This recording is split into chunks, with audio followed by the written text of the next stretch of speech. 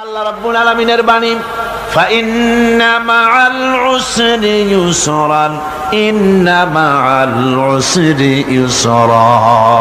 আল্লাহ পাক বলেন, জেনে রাখো দুঃখ এবং কষ্টের সাথে রয়েছে সুযোগ আর সুবিধা, আর অসচ্ছলতার সাথে রয়েছে উদার সচ্ছলতা। জোরে কোন সুবহানাল্লাহ। কাজে ভয় পাওয়ার কারণ নাই, হতাশ হওয়ার কারণ নাই। মন আশায় বুক বেঁধে রাখো। গুনাহ করেছ, হতাশ হয়েও না। যুবকদের গুনাহ করা স্বাভাবিক। ইউনিভার্সিটির ছাত্র, কলেজের ছাত্র, প্রফেসর, শিক্ষক, অফিসার ঘুষ খেয়েছেন, জিনা করা হয়েছে, মদ খাওয়া হয়েছে, মিথ্যা কথা বলা হয়েছে, যাই কিছু করেন না কেন ভয় পাওয়ার কারণ নাই, নিরাশ হওয়ার কোনো দরকার নাই।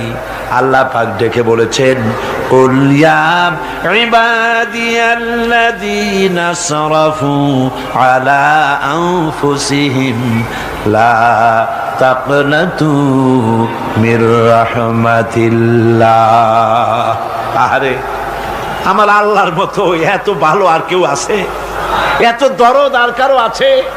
আমার আল্লাহ বলেন, ও নবী আপনি শুনায় দেন, হে আল্লাহর বান্দারা, তোমরা যারা নিজেদের উপরে বাড়াবাড়ি করেছো, নিজেদের উপরে জুলুম করেছো, অত্যাচার করেছো, আমি আল্লাহর রহমত থেকে নিরাশ হয়ে যেও না। মানুষ যদি অপরাধ করে, বাপের সাথে অপরাধ করেছে, মায়ের সাথে অপরাধ করেছে, মা বাবা সন্তানের চাইতে এত বড় কল্যাণকামী তো আর কেউ নাই, কিন্তু মা বাবা কোনোদিন বলে না আয় আমার ছেলে তোরে মাফ করে দেই, এরকম বলে নাকি? মন চায় ছেলে যদি মাপ চাইতো, খুশি হয়ে মাফ করে দিতাম, কিন্তু কেন যে আসে না, ডাকে না যে আয় মাফ করে দেই। মা বাপ আপনাকে এত ভালোবাসে, সেই মা বাপও আপনাকে বলে না যে আয় মাফ করে দেই। আমার আল্লাহ হচ্ছেন এমন আল্লাহ, আল্লাহ রাব্বুল আলামিন ডাকেন, এ বান্দা খুন করেছিস ফিরে আয়, জিনা করেছিস ফিরে আয়, হত্যা করেছিস ফিরে আয়, চুরি করেছিস ফিরে আয়, কুফরি করেছিস ফিরে আয়, সুদ খেয়েছিস, ঘুষ খেয়েছিস, মদ খেয়েছিস ফিরে আয়। এসে আমার দরবারে চোখের পানি ফেল, আমার দরবারে কাঁদাকাটি কর।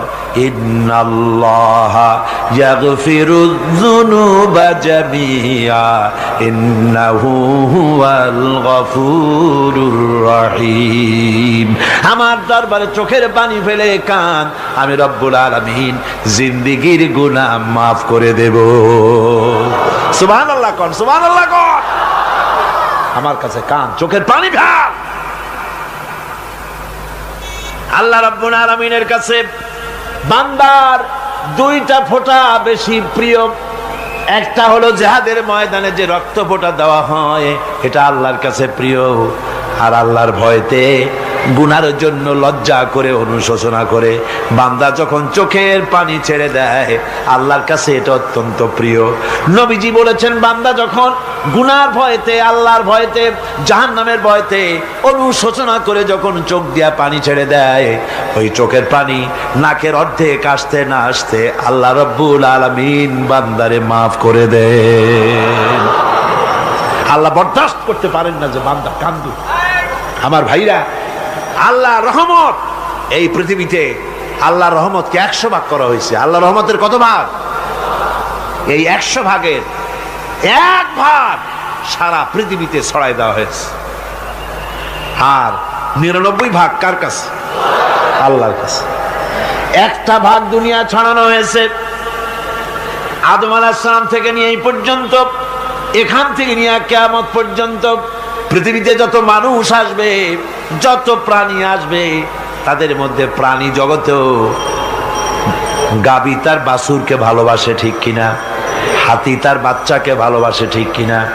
মুরগি তার বাচ্চাকে ভালোবাসে কিনা? প্রত্যেক মাই তার সন্তানকে ভালোবাসে মানুষের মতো। এই ভালোবাসা, স্নেহ, এই মমতা, এই করুণা, এই মহব্বত একটা ভাগ দুনিয়ায় দেওয়ার পর আপনি আর আমি যতটুকুন ভাগে পেয়েছি সেই মহব্বতে, স্ত্রীর মহব্বতে অস্থির, মায়ের মহব্বতে অস্থির, সন্তানের মহব্বতে অস্থির।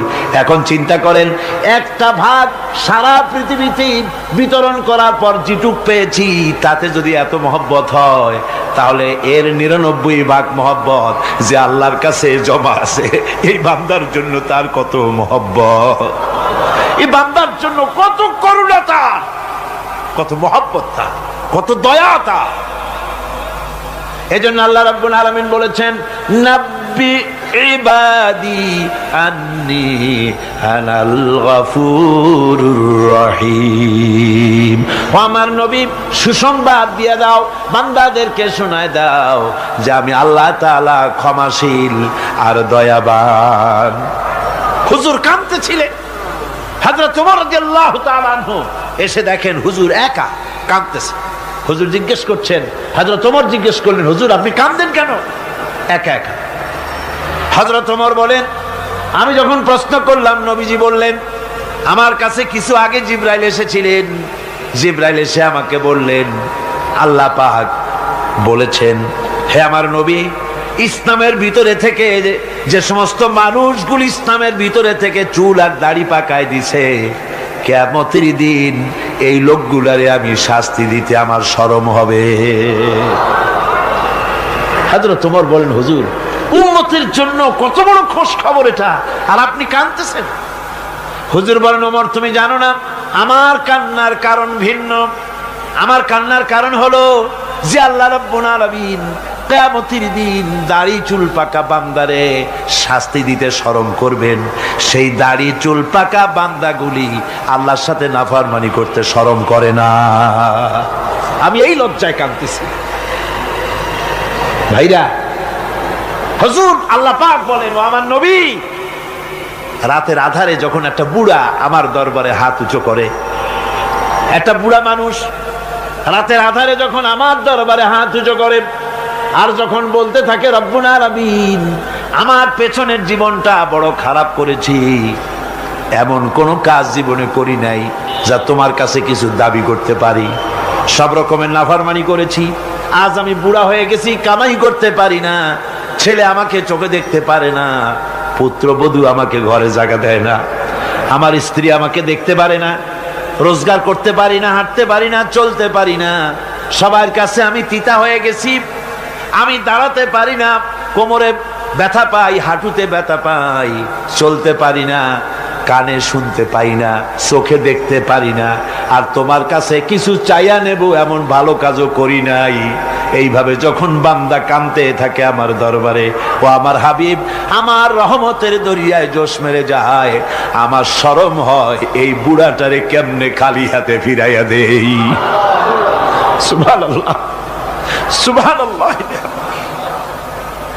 আমার আল্লাহর এত দয়া, আমার আল্লাহর এত মায়া, এত মহব্বত। আমার আল্লাহ রাব্বুল আলামিন বলেন, وَإِذَا سَأَلَكَ عِبَادِي عَنِّي فَإِنِّي قَرِيبٌ। ও আমার হাবিব, আমার বান্দা আমার ব্যাপারে প্রশ্ন করে, আমি বান্দার একদম নিকটে। কোরআন শরীফের ভিতরে যত জায়গায় রাসূলকে বলা হয়েছে সুয়ালের কথা, আপনাকে প্রশ্ন করা হয়, আল্লাহ তার জবাব কুল এই কথা বলে জবাব দিয়েছেন। যত জায়গায় সুয়াল এসেছে, যেমন কোরআনে কারীমের মধ্যে আল্লাহ পাক বলেন, ওয়ায়াসআলুনাকা আনিল মাহিদ, মেয়েদের হায়েজ সম্পর্কে জিজ্ঞাসা করা হয়, কুল হিয়া আযা, হে নবী আপনি বলুন। এভাবে করে কুল দিয়ে জবাব দেওয়া হচ্ছে। আবার প্রশ্ন করা হচ্ছে, ওয়ায়াসআলুনাকা আনিল আনফাল, এই গনিমতের মাল সম্পর্কে হুজুর আপনাকে, হে নবী আপনাকে প্রশ্ন করা হয়। আল্লাহ কুল দিয়া জবাব দিলেন, আল্লাহ বলেন আপনি বলেন। ওয়ায়াসআলুনাকা আনিল খামরি ওয়াল মাইসির, আল্লাহ পাক বলেন নবী আপনারে প্রশ্ন করা হয়, কুল ফীহিমা ইসমুন কাবীর, আল্লাহ কুল দিয়া বললেন তুমি বলো। আবার বলা হলো ওয়ায়াসআলুনাকা আনিল আহিল্লা কুল হিয়া মাওয়াকিতু লিন্নাস। ও নবী, আপনাকে প্রশ্ন করা হয় চাঁদের ক্রমবর্ধমান এবং ক্রমহ্রাস, এই যে বাড়ে আর কমে, পূর্ণিমা হয় অমাবস্যা হয়, কেন হয়? আপনি বলুন, কুল, আপনি বলেন, এটা আমি অক্ত এবং সময়, বছর আর দিন গণনা করার জন্য পৃথিবীবাসীদের জন্য বিনা পয়সায় একটা ক্যালেন্ডার বানাইয়া আকাশে ঝুলাই রেখেছি।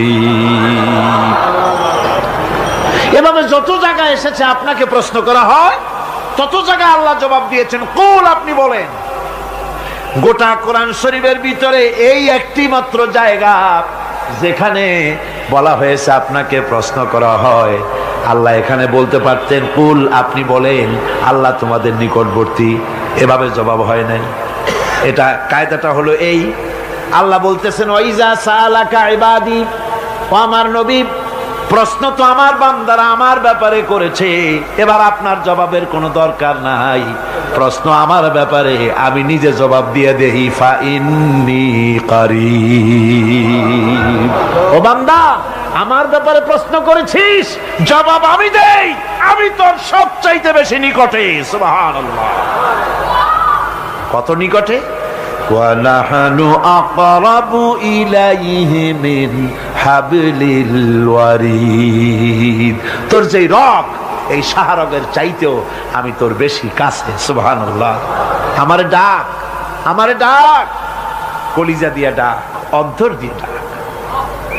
মনের থেকে মানুষ যদি ডাকে, মুখের ডাক আর মনের ডাক এক জিনিস নয়। দিল সে জুবাত নিকলতি হ্যায়, असर रखती है पर नहीं मगर ताकते परवाज रखती है। দিল থেকে যে কথা বেরোয় তা প্রভাব বিস্তার করে, ডানা নাই কিন্তু ওড়ার ক্ষমতা রাখে। মনের কথাই ভিন্ন। মন থেকে, দিল থেকে, কলিজা থেকে, অন্তরের গভীর কন্দর থেকে, মুহাব্বতের সাথে কেউ যদি একবার বলে আল্লাহ, বলেন আল্লাহ, আল্লাহ, আল্লাহ, আল্লাহ রাব্বুল আলামিন বলেন, অন্তরের অন্তঃস্থল থেকে একটি বার যদি বান্দা বলেন আল্লাহ, আল্লাহ বলেন 70 বার সাড়া দিয়া জিজ্ঞেস করি, বান্দা কি চাও, আমি তোমার কাছে আসি। সুবহানাল্লাহ, আমি তোর একদম কাছে, কি চাস বল, বল আমার কাছে। এমন দয়াবান, এমন মেহেরবান, এমন আল্লাহ আমাদের। সে আল্লাহ রাব্বুল আলামিন, তিনি বলছেন وقال ربكم ادعوني استجب لكم। তোমাদের রব বলেছেন আমারে ডাকো, আমি আল্লাহ ডাকের সাড়া দিয়া দেব। সুবহানাল্লাহ। কারে ডাকতে হবে? কারে ডাকতে হবে? এই বিশাল জনসমুদ্র একযোগে চিল্লায় কোন কারে ডাকতে হবে? কোন পীর সাহেবকে নয়, আল্লাহর কসম কোন খাজা বাবাকে নয়, ডাকতে হবে কারে? চিল্লায় এখন কারে? ওয়াকালা রাব্বুকুম উদউনি, তোমার রব তোমাকে বলতেছে আমারে ডাকো, আস্তাজিব লাকুম, আমারে ডাকবে আমি সাড়া দিয়ে দেব। সুবহানাল্লাহ। আল্লাহকে ডাকেন, কি চাই আপনার বলেন, কি চাই? আল্লাহর কাছে চান, আল্লাহ দিয়ে দিবেন। দেওয়ার জায়গা আল্লাহর কাছে চাইবেন, আল্লাহ দিবেন। দেওয়ার জায়গা, চাওয়ার জায়গা হলো সেজদায় পড়ে যাবেন। আমার ভাইয়েরা, জায়গাটা চিনায় দিলাম। মাজারে যাওয়া লাগবে না, কবরে যাওয়া লাগবে না। 2 রাকাত নামাজ পড়ে সেজদায় পড়ে গিয়া যত বিপদ আছে, মুসিবত আছে, সেজদার মধ্যে চোখের পানি ছেড়ে দেন আর কেন্দে কেন্দে জীবনের কথা বলেন। আল্লাহ রাব্বুল আলামিন আপনার আওয়াজ শুনবেন আর দোয়া কবুল করে নিবেন। কাঁদতে হবে আল্লাহর কাছে। কার কাছে? আল্লাহর কাছে। সুম্মা ইস্তাগফিরুল্লাহ, আর এরপরে সে যদি আমি আল্লাহর কাছে ক্ষমা চাই, ইয়াজিদিল্লাহ গফুরার রহিমা, সে আমি আল্লাহকে গফুর এবং রহিম হিসাবে পাবে। সুবহানাল্লাহ। আল্লাহকে গফুর এবং রহিম হিসাবে পাওয়া যাবে। সব আল্লাহকে বলতে হবে, গুনাহ মাফ চাইতে হবে। এই জন্য হুজুর সাল্লাল্লাহু আলাইহি ওয়াসাল্লাম দৈনিক 100 বার তওবা পড়তেন। কোন হাদিসে আছে 70 বার, কোন হাদিসে আছে 100 বার তওবা পড়তেন। নামাজের পরে তো প্রত্যেক নামাজই পড়তেন হুজুর, সালাম ফিরাতেন আর সাথে সাথে বলতেন আল্লাহু আকবার, আস্তাগফিরুল্লাহ, আস্তাগফিরুল্লাহ, আস্তাগফিরুল্লাহ। মনে থাকবে আপনাদের? মনে থাকবে? সালাম ফিরাইয়া কি বলবেন? না, সালাম ফিরাবার সাথে সাথে বলবেন আল্লাহু আকবার, তারপরে পড়বেন আস্তাগফিরুল্লাহ, আস্তাগফিরুল্লাহ, আস্তাগফিরুল্লাহ। তওবা পড়বেন, আল্লাহর কাছে সবসময় গুনাহ মাফ চাইতে থাকবেন, বিনীত থাকবেন। আল্লাহকে পাওয়া যাবে, তাকে রহিম হিসেবে পাওয়া যাবে। সুতরাং ঈমান বিল্লাহ, আল্লাহর প্রতি ঈমান আনলে পরে চতুর্থ নম্বরের যে উপকারটা হবে সেটা হলো হতাশায় ভুগবে না, নিরাশায় ভুগবে না, আশায় বুক বেঁধে উঠবে, ঈমান মজবুত হবে, আল্লাহর কাছে মানুষ বিনয়ী হয়ে যাবে। এবার পঞ্চম নম্বরের উপকার আমি বলছিলাম, ঈমান বিল্লাহ, আল্লাহর প্রতি ঈমান আনলে পরে অসংখ্য উপকার হয়, অসংখ্য বৈশিষ্ট্য আছে। এর 6টা উপকারের কথা আমি বলবো। কয়টা? অসংখ্য উপকারের ভিতরে প্রধান 6টি উপকারের কথা বলবো। এর বললাম কয়টা? 4টে বলছি। এবার বলো পঞ্চম উপকারের কথা। আল্লাহর প্রতি আপনি পূর্ব পশ্চিমে কতবার মুখ ঘোরালেন, এটাই কিন্তু আপনার আসল সৎ কাজ নয়। আসল সৎ কাজ হলো আল্লাহর প্রতি ঈমান আনা। এই ঈমানের ব্যাপারে 3টা দিন আমরা পার করে দিলাম, এখনো কথা শেষ হয় নাই। আল্লাহর প্রতি ঈমান আনলে পরে যে উপকারটা হবে পঞ্চম নম্বরে, সেটা হলো কঠোর এবং কঠিন বিপদের ভিতরে বান্দার ভিতরে অবিচলতা এবং ধৈর্যের সৃষ্টি হয়ে যাবে। আলহামদুলিল্লাহ। কঠিন বিপদ মুসিবত আসলে পরে সে অবিচল থাকবে। সারা দুনিয়ার বিপদ আপদ, শত্রুতা, দুঃখ, কষ্ট, মুসিবত, জুলুম, নির্যাতন সবকিছু পাহাড়ের মতো উঁচু হয়ে তাকে ঘিরে ফেলবে, কিন্তু তাকে এক চুলও নাড়াতে পারবে না। আলহামদুলিল্লাহ। সারা পৃথিবী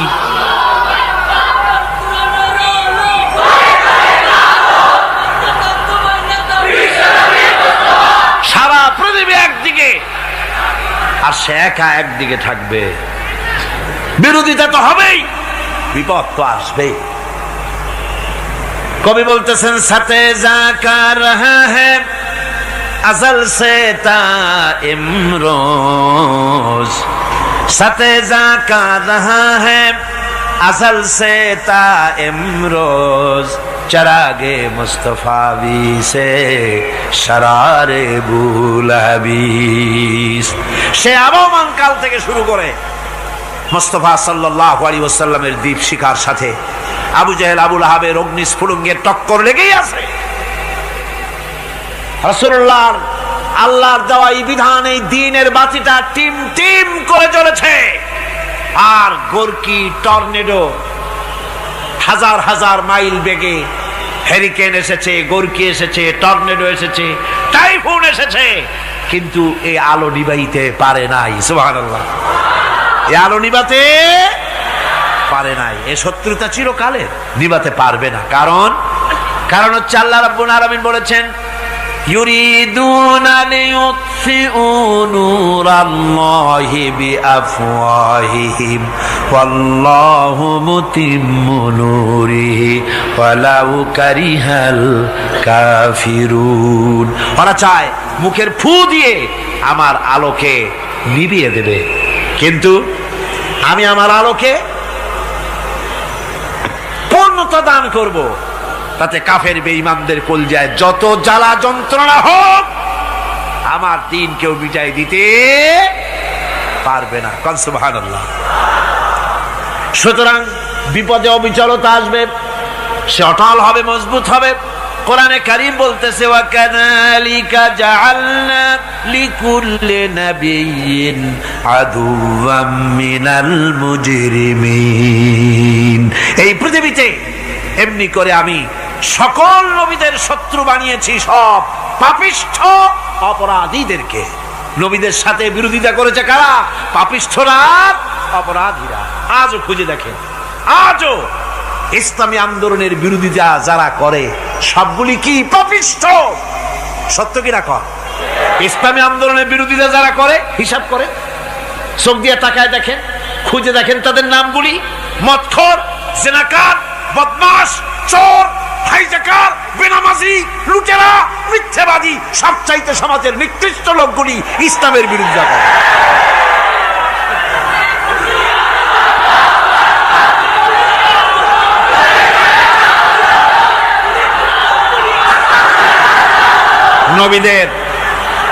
নবীদের শত্রু আল্লাহ বলেন সব যুগে নবীদের সাথে শত্রুতা করেছে পাপিষ্ঠরা। আল্লাহর কথা, কার কথা? সকল যুগে নবীদের সাথে শত্রুতা করেছে পাপিষ্ঠরা, নিকৃষ্ট ধরনের অপরাধীরা। সুতরাং নবী রাসূলদের অবস্থা যখন এই, তখন দ্বীনের দাওয়াত যারাই দেবে তাদের কিসমত এরকম হবেই। এই বাধার মোকাবেলা তাদেরও করতে হবে। এই যে বাধাটা আসে, এই যে মারে, অপরাধ কি? এই যে তারা চোর বা ডাকাত যাদের মারা হয়। আল্লাহ রাব্বুল আলামিন বলেন অপরাধ হলো ওয়ামা নাকামু মিনহুম ইল্লা আইয়ুমিনু বিল্লাহিল আজিজিল হামিদ। অপরাধ হচ্ছে ইমানদার লোকদের উপরে নির্যাতন চালিয়েছে, অন্য কোনো কারণে নয়। কারণ একটাই, তারা আল্লাহর জমিনে আল্লাহর দ্বীন প্রতিষ্ঠা করতে চেয়েছে, আর কোনো অপরাধ না। জমিন আল্লাহর, জমিন কার? এই বিশাল জনসমুদ্র গর্জে উঠুন একযোগে, বলুন জমিন কার? আইন চলবে কার? এখানেই সংঘর্ষ বেঁধেছে আবহমান কাল ধরে। মানুষ অত্যাচারিত হয়েছে, সাহাবায়ে কেরাম অত্যাচারিত হয়েছেন। বুখারী শরীফের হাদিসে এসেছে রাসূল করিম সাল্লাল্লাহু আলাইহি ওয়াসাল্লামের কাছে হযরতে খাব্বাব গিয়ে উপস্থিত হয়েছিলেন। হযরতে খাব্বাব বলেন, হাদিসটা এভাবে লেখা হয়েছে বুখারীতে, ওয়ান খাব্বাব বিন আরিদ রাদিয়াল্লাহু তাআলা আনহু قال شكونا إلى رسول الله صلى الله عليه وسلم وهو متوسد بردة له في ظل الكعبة। রাসূলুল্লাহর কাছে গেলাম, কাবা শরীফের কাছে গিয়া দেখি নবীজি একটা চাদর গায়ে দিয়ে তিনি আরাম ফরমাচ্ছিলেন কাবা শরীফের ছায়ায়। সেখানে গিয়ে বললাম, আলা তাস্তানসিরু লানা আলা তাদউ লানা ইয়া রাসূলুল্লাহ, হে আল্লাহর রাসূল, আপনি কি আমাদের জন্য আল্লাহর কাছে দোয়া চাইবেন না? আপনি কি আল্লাহর কাছে আমাদের জন্য সাহায্য চাইবেন না? আমাদের লোকগুলিকে, মুসলমানগুলিকে মারতে মারতে তো শেষ করে ফেলে দিল। তারা আমাদের সুমাইয়াকে মারলো, আমাদের খাব্বাবকে উটের সাথে পায়ের দড়ি লাগায় টানলো, আমাদের খোবায়েবকে তারা আগুনের উপরে চিৎ করে শোয়ায় রাখলো, না খায় রাখতেছে, মারতেছে। কষ্টে তো শেষ হয়ে গেলাম, হুজুর আপনি কি আমাদের জন্য দোয়া করবেন না? হাদিস শরীফে এসেছে নবীজি উঠে বসলেন সোজা হয়ে। নবীজি বলেন, ও আমার সাহাবী, ও খাব্বাব শোনো, তোমাদের আগে এই পৃথিবীতে যারা দ্বীনের দাওয়াত দিতে এসেছিলেন তাদেরকে সমকালীন রাষ্ট্রশক্তি, সমাজ শক্তি তাদেরকে ধরত। ফায়ু খাজুর রাজুলো, তাদেরকে তারা ধরত। ফায়ুহফারু লাহু ফিল আরদ, আর তার জন্য জমিনের ভিতরে কবর বানাইতো। ওই কবর ফায়ু জালু ফিহা, ওই কবরের ভিতরে তাকে কোমর পর্যন্ত গেড়ে দিত। সুম্মা ইউতা বিল মানসার, এরপরে করাত আনতো। ফায়ুদাউ আলা রাসিহি, এরপরে ওই করাত তার মাথার উপরে রাখতো। ফায়ুজালু নিসফাইন, এরপরে করাত দিয়া চিরে জীবিত মানুষটারে দ্বিখণ্ডিত করে ফেলে দিত। মা ইয়াসুদ্দুহু যালিকা আন দীনিহি, ও আমার খাব্বাব, এত কষ্ট দেওয়ার পরেও সেই যুগের কোন মুসলমানকে, দ্বীনের দায়ীদেরকে আল্লাহর দ্বীন থেকে এক চুলো তারা সরাই দিতে পারে নাই, এক চুলো সরাতে পারে নাই। ওয়াল্লাহি, ও খাব্বাব, আমি আমার আল্লাহর নামে কসম করে বলছি, লা ইউতাম্মান্নাল্লাহু হাযাল আমরা হাত্তা ইয়াসিরা আর-রাকিবু মিন সানা ইলা হাযরামাউত। আমি কসম করে বলি, আল্লাহ রাব্বুল আলামিনের এই সানা থেকে হাজারামাউত পর্যন্ত লোকেরা যাতায়াত করবে, সুন্দরী রমণীরা গমন করবে, সদাগরেরা যাতায়াত করবে, টাকা নিয়া পয়সা নিয়া যাতায়াত করবে। তাদের মনের মধ্যে লুটের ভয়, টাকার ভয়, চুরির ভয়, ডাকাতির ভয়, জেনার ভয়, হত্যার ভয়, ধর্ষণের ভয়, কোনো ভয় থাকবে না। লা ইয়াখাফু ইল্লাল্লাহ, আল্লাহ ছাড়া কোনো ভয় থাকবে না। এমন একটা সমাজ, এমন একটা সময় আসবে। ওয়ালাকিন্নাকুম তাস্তাজিলুন, অথচ খুব তাড়াহুড়ো তোমরা করতেছো। তাড়াহুড়ো করো না, সময় আসবে ইনশাআল্লাহ। আমার ভাইয়েরা, আমার বন্ধুগণ, কঠিন বিপদে অবিচলতা এবং ধৈর্যের দৃষ্টান্ত রেখে গেছেন আম্বিয়া আলাইহিমুস সালাম। সুবহানাল্লাহ। কঠিন বিপদে অবিচলতা, দৃঢ়তা, ধৈর্য কারে বলে, তার দৃষ্টান্ত কারা রেখেছেন? আম্বিয়া আলাইহিমুস সালাম। ওনারাই আমাদের আদর্শ, নবীরাই আদর্শ। সাহাবায়ে কেরাম রিদওয়ানুল্লাহ তাআলা আলাইহিম আজমাইন আমাদের আদর্শ। ভাইরা আমার, মুসা আলাইহিস সালামকে ফেরাউন যখন ঘিরে ফেলে দিল, কোরআনের সব কথা গল্প গুজবার ইতিহাসের জন্য লেখা হয় নাই। কোরআনের মধ্যে যা লেখা হয়েছে সব বান্দাদের উপদেশের জন্য, যাতে করে লোকেরা চিরটা কাল এর থেকে উপদেশ নিয়ে নিজেদের তৈরি করতে পারে। জোরে বলেন সুবহানাল্লাহ। মুসা আলাইহিস সালামের কথা আল্লাহ বলেন, ফেরাউন তাকে ঘিরে ফেলে দিল, পালাবার রাস্তা নাই। ফালাম্মা তারা আল জামআন ক্বালা আসহাবু মূসা ইন্না লামুদরাকুন। মুসা আলাইহিস সালামের উম্মতেরা বললেন, হে মুসা, পাকড়াও হয়ে গেছি, পালাবার রাস্তা নাই। তিন দিক থেকে আমাদেরকে ঘেরাও করেছে ফেরাউনের শক্তি। সামনে কি? দরিয়া, আর তিন দিকে কি? ঘেরাও আন্দোলন। পালাবার পথ নাই, পালাবার পথ নাই। সারাশি আক্রমণ, ঘেরাও আন্দোলন। এই যে ঘেরাও টেরাও তো আজকে নতুন নাই, ঘেরাও আসছে অনেক আগের থেকে। আসলে কথা বুঝতে পেরেছে? মাইক না থাকলে আমি কি করবো কোন? আজকে এরকম হচ্ছে কেন? আগামীকাল ঠিক হবে ইনশাআল্লাহ, রাগ করেন না। গান হচ্ছে, বসেন বসেন। শয়তান ঢুকছে মাইকের মধ্যে।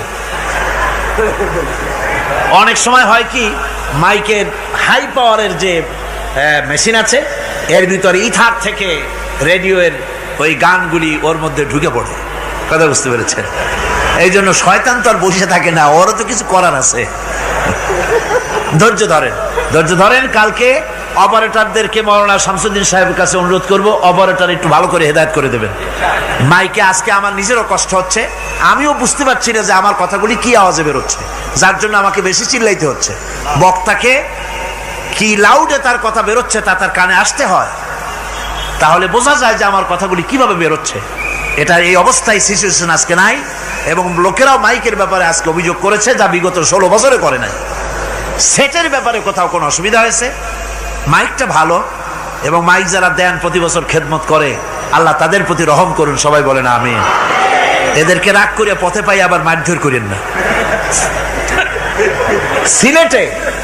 সিলেটের যে তাফসির মাহফিল হয়, বিগত 19 বছর তাফসির করেছি একটানা, এবার 20 বছর পুরো হবে ইনশাআল্লাহ। সিলেটে একটানা 20 বছর তাফসির করতেছি সেখানে। তো মাইক, যে একটা লোক বিনা পয়সায় মাইক দেয়, মাইকের ভাড়া সে নেয় না। তাফসিরের মাহফিলের মাইকের ভাড়া নেয় না। যে বছর এরশাদ সরকার আমাকে প্লেন থেকে নামতে দিল না, আপনাদের মনে আছে? সিলেট থেকে ফিরাই দিল। এই খবরটা মাইকম্যান যখন শুনেছে যে আমাকে নামতে দেয় নাই, ফিরাই দেওয়া হয়েছে, সাথে সাথে স্ট্রোক করেছে, হার্ট ফেল করে দুনিয়া থেকে বিদায় হয়ে গিয়েছে। সিলেটে তাফসির হতে পারবে না, এই কথাটা বরদাস্ত করতে পারে না। আমি কেঁদেছি আর দোয়া করেছি, আল্লাহ, কোরআনের মহব্বতে লোকটার এই অবস্থা হলো, তোমার জান্নাত তুমি দয়া করে তাকে দান করে দিও।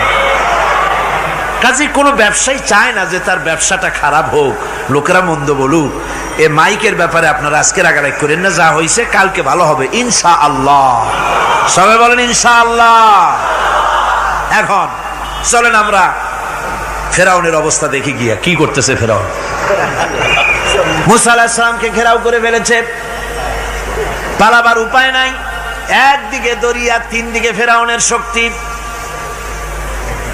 এই যে ঘেরাও টেরাও, মানে নতুন তো না, ধর্মঘট নতুন না, পুরানা জিনিস। এই পৃথিবীতে সর্বপ্রথম ধর্মঘট কিসের উপরে হয়েছে জানেন? এই পৃথিবীর প্রথম ধর্মঘট হয়েছে পেঁয়াজ রসুন আর ডাইলের উপরে, মুসা আলাইহিস সালামের জামানায়। লান নাসবিরা আলা তাআমিন ওয়াহিদ, আমরা এক রকমের খাদ্য আর খাবো না, আমাদের পেঁয়াজ দেওয়া লাগবে, ডাল দেওয়া লাগবে, রসুন দেওয়া লাগবে। সর্বপ্রথম ধর্মঘট হয় মুসা আলাইহিস সালামের জামানায়, সেখান থেকে শুরু হয়েছে। কিন্তু মশাল মিছিল যে আসলো কই থেকে, এইটা আমি খুঁজে পাইনি। পরে প্রত্যেকটা জিনিসের তো ইতিহাস আছে, আমি খুঁজতে খুঁজতে পেলাম। আমি জানি না এর ইতিহাস মূলে কোথায়, কিন্তু আমি যদ্দূর খুঁজে পাইছি সেটা হলো মশাল মিছিলের আবিষ্কার হয়েছে লঙ্কায় রাবণের সময়। হনুমানের লেজে আগুন দিয়া তারপরে লঙ্কা কাণ্ড ঘষালো, নামই আছে লঙ্কা কাণ্ড। হনুমানেরা লেজে আগুন দিয়ে রাবণ যে লঙ্কায় মশাল মিছিল করেছিল হনুমানদের দিয়া, ওই হনুমানের ওই সিস্টেমটা এখনো আমাদের দেশে চালু আছে। এইটা আসলে কোন ভদ্র লোকের এই মিছিল হওয়া উচিত না। আগুন নিয়ে কিসের মিছিল? আগুন হলো জাহান্নামের প্রতীক। আগুন কিসের প্রতীক? জাহান্নামের প্রতীক। যদিও আমাদের উপকারে লাগে, কাজে লাগে। সুতরাং আমরা যা করব প্রত্যেকটা জিনিসের পেছনে সুন্নতে নববীর কোনো না কিছু থাকতে হবে। কথা বুঝতে পেরেছেন? তিন দিক থেকে ঘেরাও হয়ে গেছে, পালাবার কোনো রাস্তা। হযরতে মুসা আলাইহিস সালামের কাছে উম্মতেরা বললেন, পালাবার তো কোনো পথ নাই, এখন উপায়টা কি? আমাদের তো আর উপায় নাই। মুসা আলাইহিস সালাম দেখেন বিপদে পড়ে গেছেন, কিন্তু ধৈর্য হারান নাই, ভয় পান নাই। ভয় পাইছিলেন? ভয় পেয়েছেন? প্রশ্নই ওঠে না। মুসা আলাইহিস সালাম আল্লাহ পাক যাদেরকে বলেছেন উলুল আযম রাসূল, যাদের বলেছেন তার মধ্যে হযরত মুসা একজন উলুল আযম পয়গম্বর। চারটিখানি কথা না, আল্লাহ কথা বলছেন তার সাথে, কালিমুল্লাহ তিনি। সুবহানাল্লাহ। কর মুসা আলাইহিস সালাম শোনালেন, কাল্লা ইন্না মাইয়া রাব্বি সায়াহদিন। কখনো নয়, আমার উম্মতেরা ভয় পেও না, আমার রব অবশ্যই আমাকে পথ দেখাবেন। সুবহানাল্লাহ। তিন দিক থেকে শত্রু, একদিকে দরিয়া, পালাবার কোন রাস্তা নাই। সেখানে দৃঢ়তার সাথে তিনি বলছেন, অবশ্যই আমার আল্লাহ আমারে পথ দেখাবে। সুবহানাল্লাহ। নবীরা এই দৃঢ়তা দেখিয়েছেন, অবিচলতা দেখাইছেন। আল্লাহ পাক মুসা আলাইহিস সালাম যখন এই দৃঢ়তা দেখালেন, এই অবিচলতা দেখালেন, সঙ্গে সঙ্গে জিবরাইল এসে হাজির হয়ে গেলেন। আল্লাহ পাক বলেন, ফাআওহাইনা ইলা মূসা আন আদরিব বিআসাকাল বাহরা ফানফালাকা ফাকানা কুল্লু ফিরকিন কাত্তাউদিল আযীম। মূসা আলাইহিস সালামকে আমি ওহী নাযিল করলাম, তাকে বললাম হাতে যে লাঠি আছে এই লাঠি দিয়ে আঘাত করো দরিয়ার উপরে। দরিয়ার উপরে আঘাত করলেন, একটা রাস্তা হয় নাই, 12টা রাস্তা তৈরি হয়ে গেল। আর দেওয়ালগুলা পাহাড়ের মতো উঁচা হয়ে গেল। দরিয়ার ভিতরে পাহাড়ের মতো উঁচা মজবুত 12টা রাস্তা। এবার মুসা আলাইহিস সালাম তার দলবল নিয়ে চললেন। আল্লাহ রাব্বুল আলামিন বলেন, ওয়া আনজাইনা মূসা ওয়া মান মাআহু আজমাইন। মুসা এবং তার সাথী সঙ্গীদেরকে আমি পার করে দিলাম। মুসা আলাইহিস সালাম এবং তার সাথী সঙ্গী নিয়ে যখন দরিয়ার মাঝখানে আসছে, ফেরাউন তার দলবল নিয়ে এসে গেছে। আসে দেখে নদীর মধ্যে রাস্তা। বাবা, খুব তো কায়দা। ও মনে করছে ওর বাজানের তৈরি করা ডিস্ট্রিক্ট বোর্ডের রাস্তা। ওর লোকজন নিয়ে নেমে গেছে দরিয়ার ভিতরে, ও আসছে মাঝখানে, মুসা আলাইহিস সালাম চলে গেছেন ওপার, দরিয়া পার। মাঝখানে যখন এসে গেল, আল্লাহ রাব্বুল আলামিন পানিকে অর্ডার করলেন কুন। আল্লাহর তো বটন টেপা লাগে না, মুখ দিয়া কোনো হুকুম করা লাগে না, শুধু বলেন কুন। যে ব্যাপারে কুন বলেন ফায়াকুন, সাথে সাথে হয়ে যায়। আল্লাহ বললেন কুন, আর অমনি রাস্তা বন্ধ হয়ে গেল। এবার তুফান শুরু হয়েছে নদীতে, ঢেউয়ের উপরে ঢেউ, মৌজুন কাল জিবাল, পাহাড়ের মতো উঁচু হয়ে হয়ে ঢেউ আসতেছে। দলবল ঘোড়া আর অস্ত্রপাতি যা ছিল সব মরিয়া শেষ।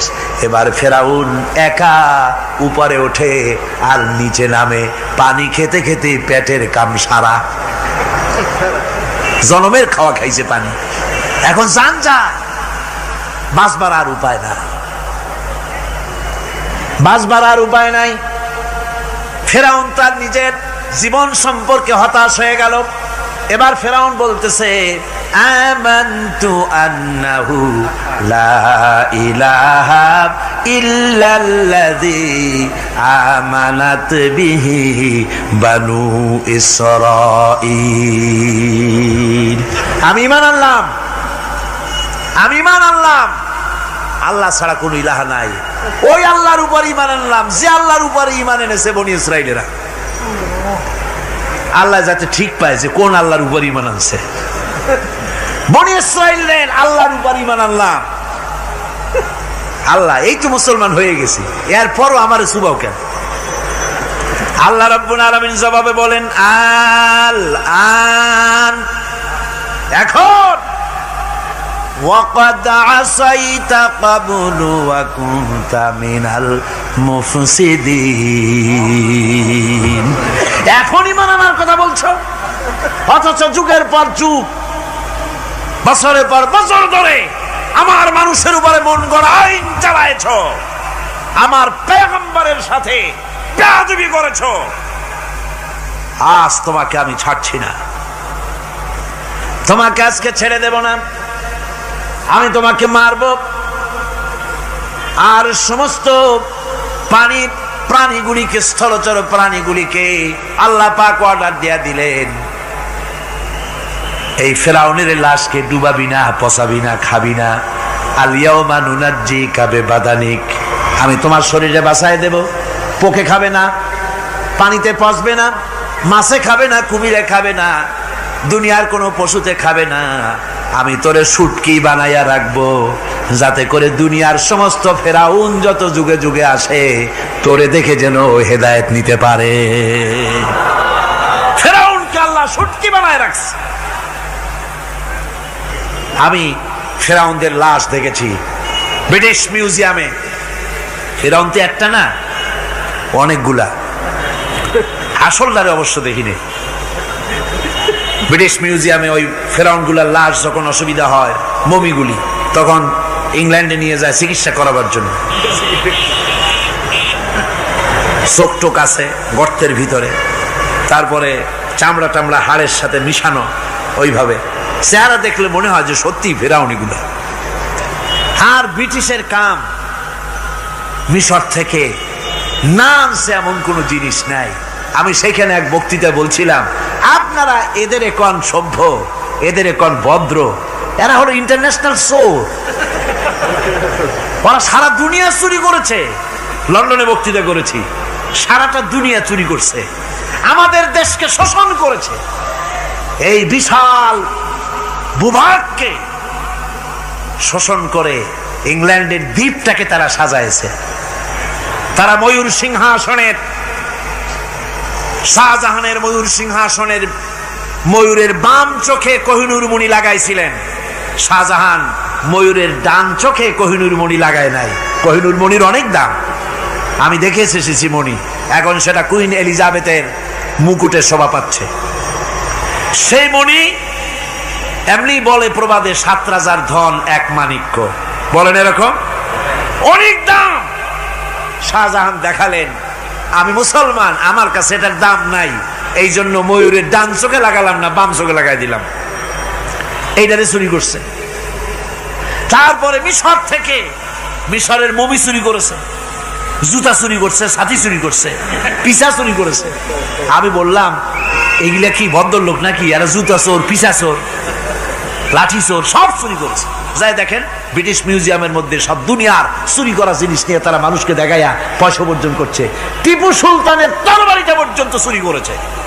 আজ পর্যন্ত ব্রিটিশ মিউজিয়ামে টিপু সুলতানের তরবারিটা আছে, আমি তরবারিটা দেখে এসেছি। আমার বন্ধুগণ, বলতেছিলাম যে পৃথিবীতে আল্লাহ রাব্বুল আলামিন নবীরা তাদের চরিত্র দিয়ে বিপদের মোকাবেলা করে দুনিয়ার সামনে কঠিন বিপদের মোকাবেলা করে অবিচলতা, দৃঢ়তা দেখায় গেছেন যে কেমন করে এই পৃথিবীতে বিপদের সামনে মোকাবেলা করতে হয়। ধৈর্য ধরতে হবে, বিপদ আসবে পাহাড় সমান হয়ে, আপনাকে ধৈর্য ধারণ করতে হবে সেভাবে বুক বেঁধে। যেহেতু এটা যদি বিশ্বাস হয় যে আমার কিসমতে যা আছে তার থেকে বেশি কিছু হবে না, তাহলেই আপনার ধৈর্য আসবে, ভয় পাবেন না। কথা ঠিক কিনা কন? এবারে হযরত হুদ আলাইহিস সালাম সম্পর্কে আল্লাহ রাব্বুল আলামিন বলেন, হযরতে হুদকে যখন ষড়যন্ত্র হলো কাফির বেঈমানেরা তাকে মেরে ফেলার জন্য, যখন সরকারি ষড়যন্ত্রে লিপ্ত হয়ে গেল, হযরতে হুদ সমাজের এই চ্যালেঞ্জের মোকাবেলা করলেন। হযরত হুদ বলেন, ফাকিদুনি জামিআন সুম্মা লা তুনজিরুন ইন্নী তাওয়াক্কালতু আলাল্লাহি রাব্বি ওয়া রাব্বিকুম। তোমরা তোমাদের ষড়যন্ত্র আমার বিরুদ্ধে যত পারো আমার বিরুদ্ধে ষড়যন্ত্র চালাও, এতটুকুন আমার অবকাশ দিও না। আমি এমন আল্লাহর উপরে ভরসা করেছি যার হাতের ভিতরে তোমাদেরও জান আর আমারও জান। যা পারো তাই করো। সরকার সমস্ত শক্তি একত্রিত হয়ে আমার মোকাবেলা করো। একদিকে হুদ আলাইহিস সালাম, আর একদিকে গোটা জাতি। হযরত হুদ ভয় পায় নাই। সুবহানাল্লাহ কোন? ঈমান বিল্লাহ মানুষের কলিজাকে এভাবে শক্ত করে দেয়। কোন আলহামদুলিল্লাহ।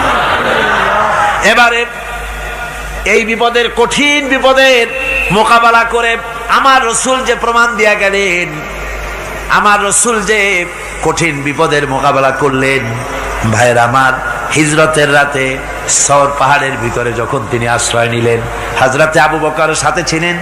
হযরতে আবু বকর রাদিয়াল্লাহু তাআলা আনহু বলেন, হুজুর আপনি দাঁড়ান, এটা তো পাহাড়িয়া গুহা, গুহার ভিতরে সাপ থাকতে পারে, বিচ্ছু থাকতে পারে, আমি আগে ঢুকি, বিপদ যদি হয় আমার উপর থেকে হয়ে যাক। গুহার ভিতরে নেমে গুহা সাফ করলেন।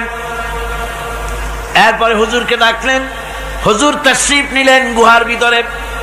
এরপরে হুজুর বললেন, আবু বকর পাহাড়ে হেঁটে হেঁটে 2-3টা পাহাড় পাড়ি দিয়া যাওয়া লাগে সৌর পাহাড়ে। মদিনার সোজা রাস্তা হুজুর ধরেন নাই, মেসফালার পথ দিয়া জাবালে কেদোয়ার উপর দিয়া 3টা পাহাড় পাড়ি দিয়া তারপরে হুজুর গেলেন সৌর পাহাড়ে। গুহার ভিতরে হুজুর তাশরীফ নিলেন। বললেন, আবু বকর তুমি বসো, তোমার উরুর উপরে মাথা রেখে আমি একটু আরাম করি। হযরতে আবু বকর বসলেন, হুজুর তার উরুর উপরে মাথা রেখে ঘুমায় গেলেন। আর এরপরে কাফির বেঈমানেরা তালাশ করতে করতে কাফেরেরা এসে গেল পায়ের চিহ্ন দেখে দেখে গর্তের কাছে। হযরত আবু বকর ভয়তে কেঁদে ফেললেন, আহারে আর তো উপায় নাই, এবার তো ধরা পড়ে গেছি, এবার নবীজিকে মেরে ফেলে দেবে। নবীর মহব্বতে, নিজের মহব্বতে নয়, নবীর মহব্বতে কাঁদতেছিলেন। হুজুর বলেন, হুজুরের ঘুম ভেঙে গেল। বলো আবু বকর কাঁদো কেন?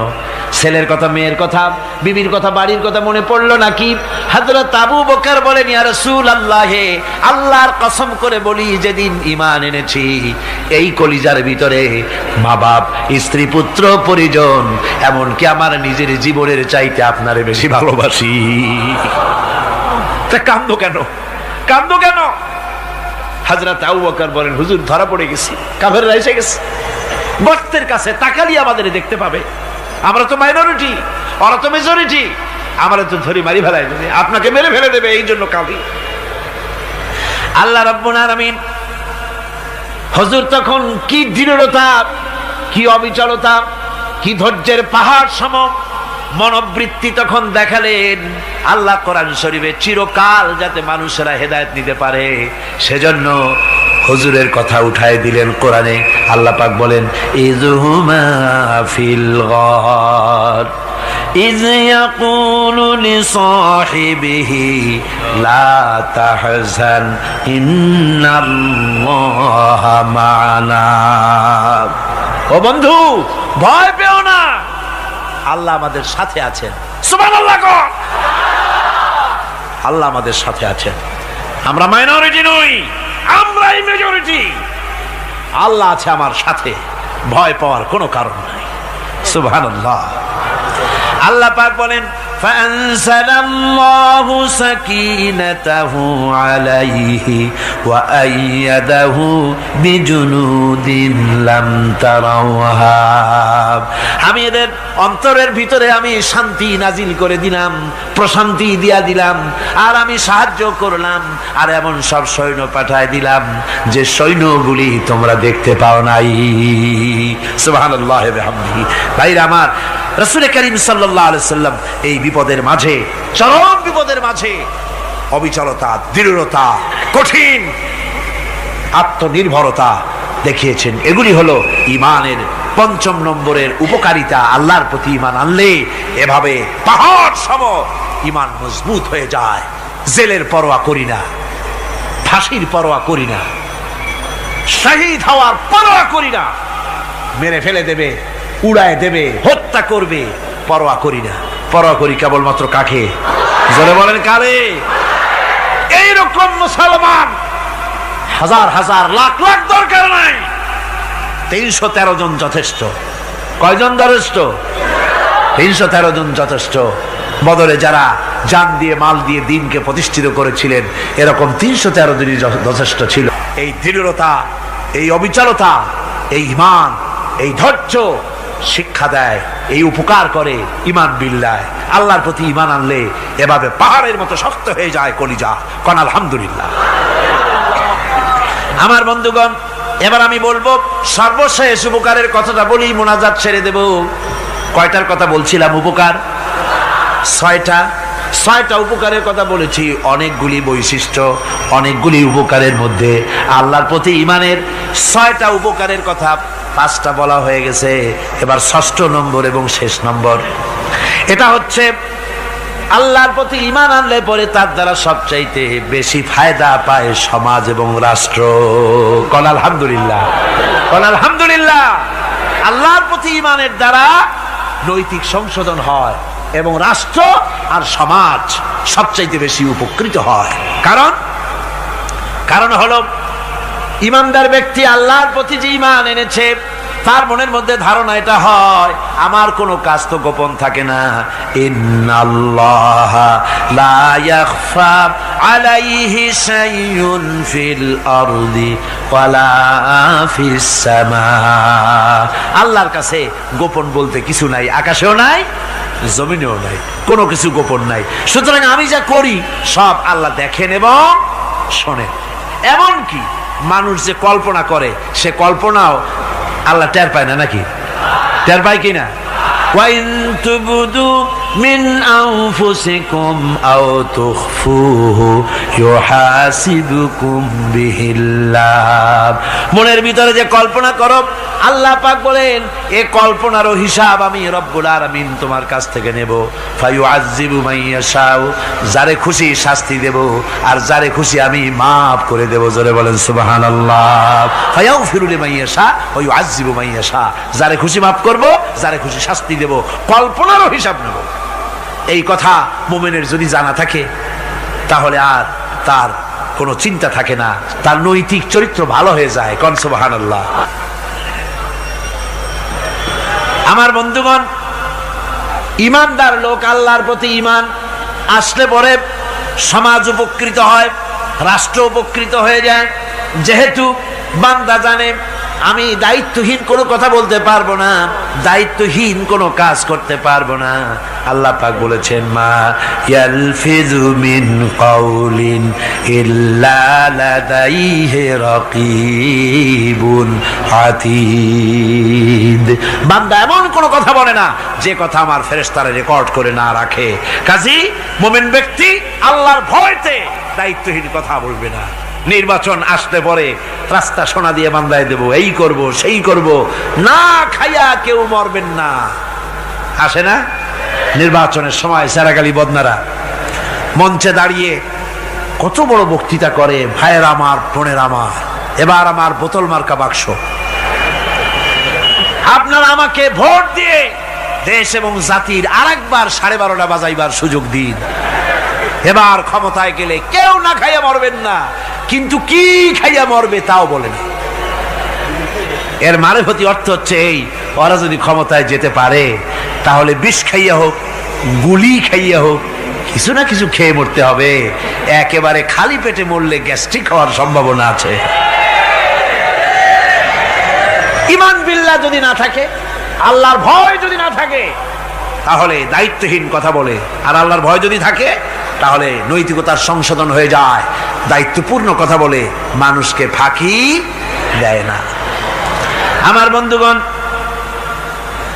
আল্লাহ রাব্বুল আলামিন তার বান্দা যারা আল্লাহকে ভয় করে, সে ভয় করা বান্দাগুলির মনের মধ্যে এই চিন্তা এসে যায়, আমি যেখানে থাকি না কেন আল্লাহ আমাকে দেখতেছেন, শুনতেছেন। রাতে হোক দিনে হোক, যেখানে আছি আল্লাহ আমারে দেখতেছেন।